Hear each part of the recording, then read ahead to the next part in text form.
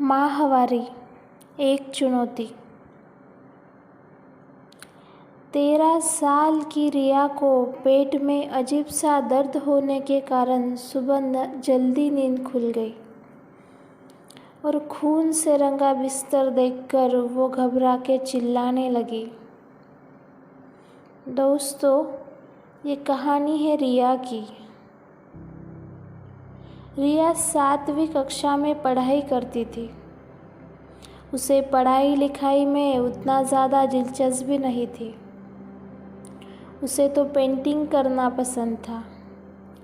रिया एक छोटे शहर में रहती थी। रिया अपने दोस्तों के साथ अक्सर खेल कूद करती रहती थी। उसे खेलना कूदना भी बहुत पसंद था। एक दिन रिया लगातार 2 घंटा खेलने के बाद बैठ गई। वो हमेशा बहुत एनर्जेटिक रहती थी, पर आज उसे उसके पेट में कुछ अजीब सा दर्द होने लगा था। वो इसलिए खेलना छोड़कर घर आ गई। उसे लग रहा था कि माँ के मना करने के बाद भी उसने जल्दी जल्दी खाना ख़त्म किया था, क्योंकि उसे खेलने जाना था। इसीलिए उसके पेट में दुख रहा था।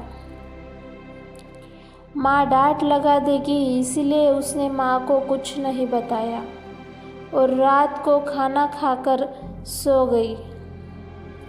जब रिया सुबह उठी तो उसे पेट में वैसा ही कुछ अजीब सा दर्द हो रहा था। अब यह दर्द थोड़ा बढ़ गया था। वो बिस्तर से उठने लगी, तब उसने देखा कि उसका बिस्तर खून से लाल हो चुका था। उसे कुछ समझ नहीं आ रहा था। घबराहट में वो चिल्लाने लगी। उसकी आवाज़ सुनकर बाजू के कमरे में सो रही उसकी माँ जल्दी से उठ के आई और देखा तो रिया रो रही थी। उसकी माँ ने इधर उधर देखा और अब वो समझ चुकी थी। उन्होंने झट से रिया को गले लगाया और बोली, बेटा चुप हो जाओ, रो मत। घबराने की कोई बात नहीं है। रोते रोते रिया बोली, माँ मेरे पेट में बहुत दुख रहा है। उसकी माँ बोली, हाँ दुखेगा थोड़ा। माँ ने उसे अपने साथ बाथरूम ले जाकर नहलाया। उसे बताया कि ये रोने की बात नहीं है, ये माहवारी है, ये तो खुशी की बात है। उसकी माँ ने उसे सब कुछ अच्छे से समझाया। नहाना होने के बाद रिया मुंह लटकाकर सोफे पे बैठी हुई थी। उसकी माँ बोली, क्या हुआ बेटा, ज़्यादा दर्द हो रहा है? रिया ने मुंह हिलाकर हामी भरी। उसकी माँ ने रसोई घर में जाकर तुरंत गर्म पानी के बैग लाई और उसे रिया के पेट पर सिकाई की। उसे अब रिया को थोड़ा ठीक लगने लगा था। उसकी माँ रिया को बोली, बेटा अब ये माहवारी अगले 4 दिन रहेगी और हर महीने आएगी। शुरुआत में तुम्हें उसमें एडजस्ट होने में टाइम लगेगा, पर धीरे धीरे तुम सब मैनेज कर लोगी। और ये चीज़ महिलाओं के लिए इतनी ज़रूरी क्यों है, ये भी उसे समझाया। अब रिया खाना खा के सो चुकी थी। स्कूल की छुट्टियां चलने के कारण वो और उसके दोस्त ज़्यादातर खेल कूद में ही अपना टाइम निकालते थे। अब जब आज रिया खेलने नहीं गई तो उसके दोस्त उसे घर पर बुलाने आए थे। रिया उनको देखकर और बुरा महसूस कर रही थी। उसकी माँ ने उन सबको बोला कि वो नीचे खेलने नहीं आ सकती, उसकी तबीयत खराब है। वो रिया को मिलकर चले गए। अब रिया को चिड़चिड़ापन हो रहा था। उसे लग रहा था उस चीज़ की वजह से वो खेलने भी नहीं जा सकती है।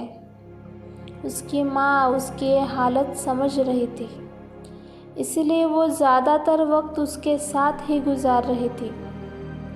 उसकी माँ अब रिया को अच्छा महसूस कराना चाहती थी, इसलिए उसने टीवी पर रिया का पसंदीदा कॉमिक लगाया और उसके बालों को सहलाती रही।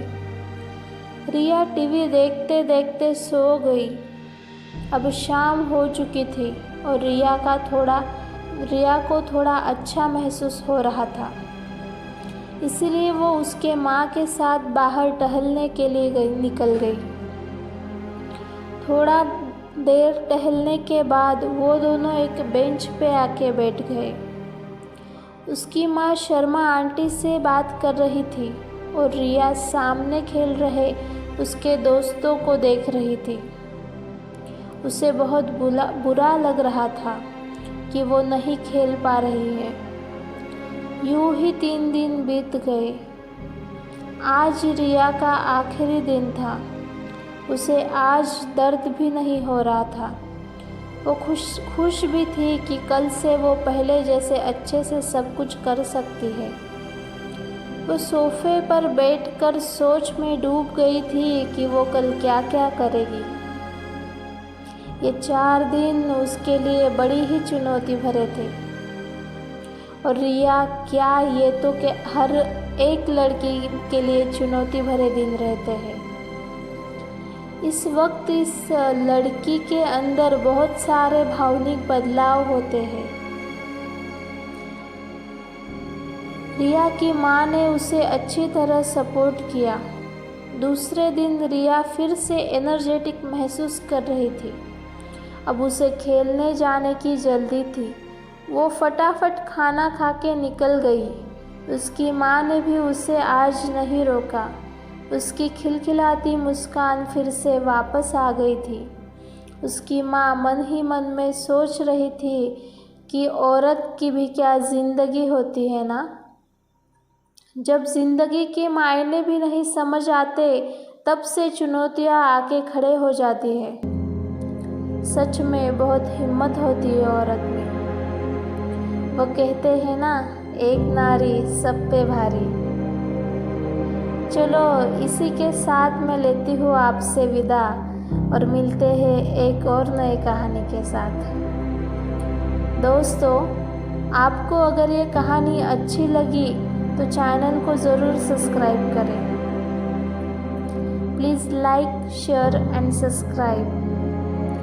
Thanks for watching.